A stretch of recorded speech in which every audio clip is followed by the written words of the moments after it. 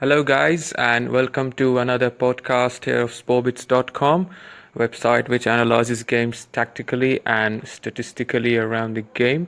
So today we are here to preview the fourth Magellan Ashes Test match between Australia and England at the MCG Melbourne Cricket Ground, which will be it's a Boxing Day Test match, a very special occasion for every cricket team to play on, and especially at the Melbourne Cricket Ground, it's a special stadium to play on, despite being a dead rubber in every aspect of the series. But it's an important game for England team, especially because they have to avoid this whitewash and take some positives back to England or into the New Zealand series. So we are here with Mushir Ahmed from France, a cricket analyst. Hello, Mushir. Hi, Ms. Gan. Merry Christmas. Yeah, Merry Christmas to you and Happy New Year as well. So, Yeah, thank you. yeah, so we will today shortly preview the third test starting tomorrow. So, what are the lineup changes? We heard that Craig Overton is injured, so we'll have the debut for Tom Curran, a good young fast bowler. So, how do you rate him, the new fast bowler that we have here? Okay, we can rate him after this test match, I hope. Yes, that's correct. but Yeah. but the thing is that okay, we have a newcomer. We are trying to change England actually, trying to change their bowling lineup because of the injured. But the sad fact is that Overton was the best of the bowler we have seen for England in Yes. the Yes. series. So I don't know how much Curran can be effective in the against such a strong batting lineup of Australia, who are so mentally tough. But anyway, let's hope any change can be fruitful for England because they desperately need a change in their fortune in terms of victory and losses. Yes. Yeah, Overton, because of his extra height, he can produce those extra bouncy deliveries. But It's but but let me interject. Do you yeah, do you think that MCG would be that bouncy that you need of such a height? Because maybe you can bank a little bit on the swing also with the grass and slowness of the pitch. yeah. MCG, if you bowl first or if you get an overcast condition morning in the first or the second day, you will get swing. That's for sure. But it depends on the weather. I have not checked the weather of the first 3 days so far. Yeah, but it is generally flat. So sometimes you need, and especially in day three or day four, where on afternoon or a evening session where nothing is happening off the ball, and that at that time, especially Broad and Anderson become very ineffective because they don't have that extra bounce or extra pace to worry any batsman.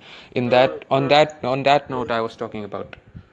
And one more thing, just I would like to add, because since it's a Boxing Day Test match, so I think it will be crowded. A lot of people will go there to Yeah, see yeah, the match. I correct. think Yes, yes. MCG has two tier or three tier floors at some part of the stadium, if I'm not Yeah. mistaken.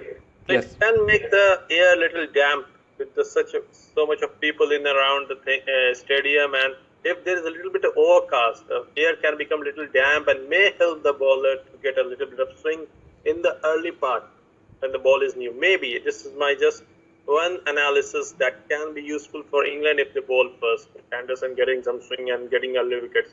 But still, the problem will persist if pitch gets black and how much England can pose threat by the spinner. Is there any chance that England can play Mason Crane in this Test match? Have you heard anything like this? Because I have seen that Mason Crane can get a surprise debut.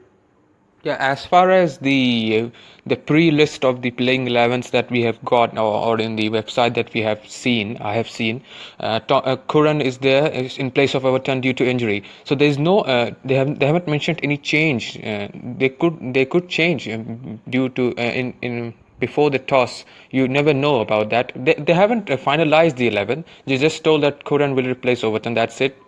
Which means there's a less chance for Mark Wood coming into this test match. So there's a chance for Mason Crane if they want to rest either of Broad of Vokes or Broad of Anderson. They can rest either of them. Especially they can rest Broad because Broad has been looking quite rusty in his bowling in his first three test matches. Took Yeah, 4 to 5 wickets at least. So I still think there will be one more change in the batting or in the bowling. There will be one more change. So what about in the batting? Whom do you think can be inserted in the batting to give some impetus? I guess maximum they will they will give the chance to Fox, the wicket keeper, to give Bairstow a chance to play at number 6 or number 5, or replace either of Vince, Malan. Malan, I don't think so. He will be replaced. He had a very good Test match, the third Test match, and they can't replace Moeen Ali as well. If they don't play Mason Crane, they need one spinner. At least Moeen Ali will do something, will at least give some rest to the bowlers. He goes for runs. Let's see Moeen Ali if he can get any turn. I don't think so Melbourne will offer any turn for him. At least give Moeen a chance with the bat. Give him a number 7 slot or something. Let's see if how they can go. I don't think they will change much in the batting. They will change something in the wicket keeping slot or in the bowling slot, I guess. That is a very minute change. I don't think that will give much of impact in the batting, how the batting is performed, batsmen have performed. Yes, yes. But the thing is that I don't think they have the luxury to change, because they don't have a very good backup batsman or anyone coming from the injury in the batsman as a batsman coming from an injury. So they have to stick with this batting lineup, I think, for the next Test match. Although irrespective of the result, whatever it comes in this Test match, but whatever they can do is that they have loads of bowler who can come in, like Curran and Mason Crane, Mark Wood, and they can try to do some experiment there rather than changing the batting lineup, which is at the moment looking best what England can give. Because I don't think anyone coming in suddenly in Australia, when their Australian tail is so up, that he will be able to cope with the pressure while facing the Australian bowlers.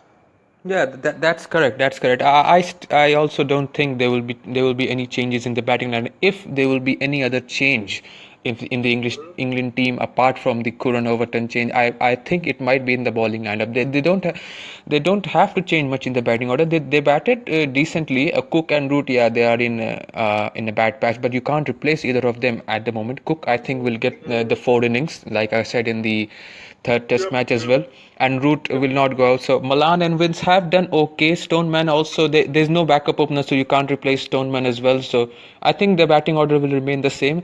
If they want to play Mason Crane, then Mason Crane can come for Stuart Broad. Otherwise, it will pretty much remain the same, I guess.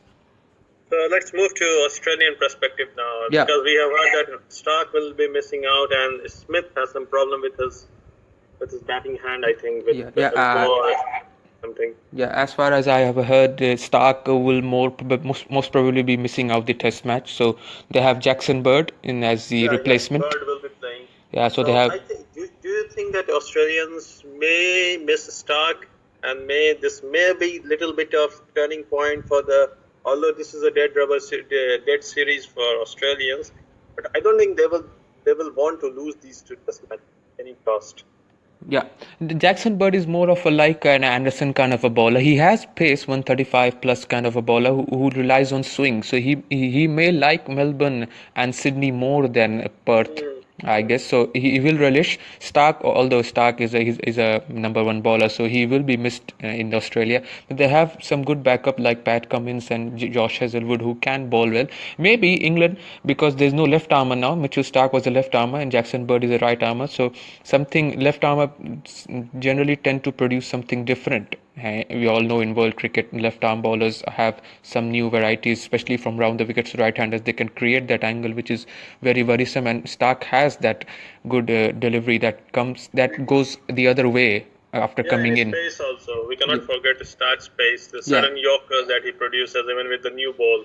Yeah, he has very tremendous control with his new ball, so he may be missed. As far as Steven Smith is concerned, he has a little bit of a knock, but I don't think he will sit out the rest of the 2 Test matches.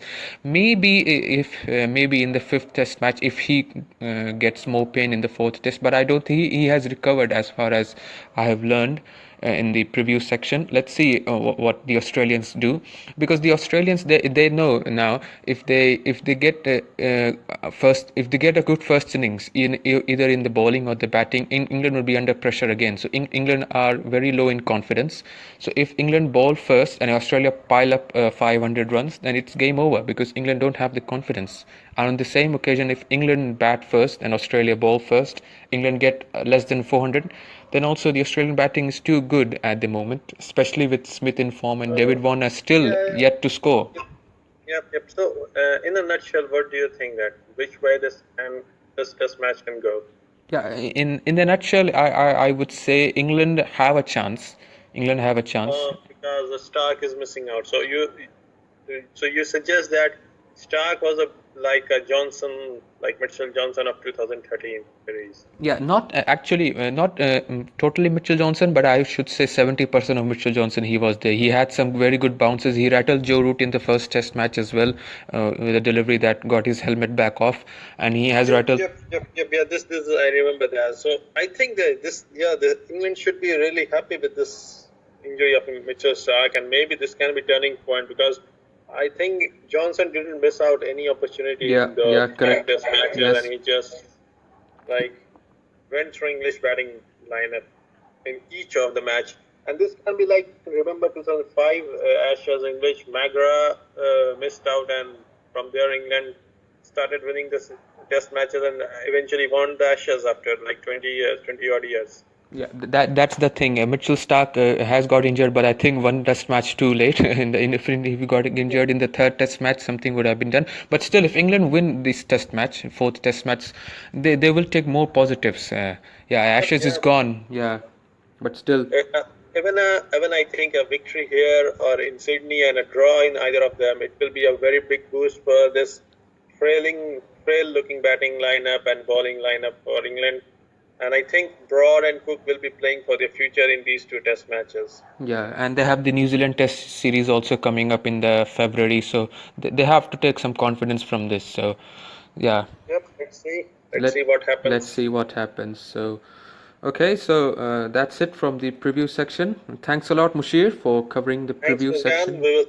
I think we will cover, pretty much of this test match for our podcast. We will try to, give our analysis as much as we can. Yeah, I sure. hope so. Yeah, sure. Sure. Okay. Thanks a lot, Mushir. Thanks. Bye-bye. Thanks. Bye. Okay, so guys, that's what we have for the preview section of the fourth Magellan Ashes test match between Australia and England. It starts from the Boxing Day tomorrow, and let's see what happens if England can mount any challenge to the Australian juggernaut, or if the Australians continue to pile more misery on this current English team. So stay tuned on sportbits.com for more podcast analysis articles and statistics. And do like the Facebook page of Sportbits and follow Sportbits on Twitter. Thanks a lot.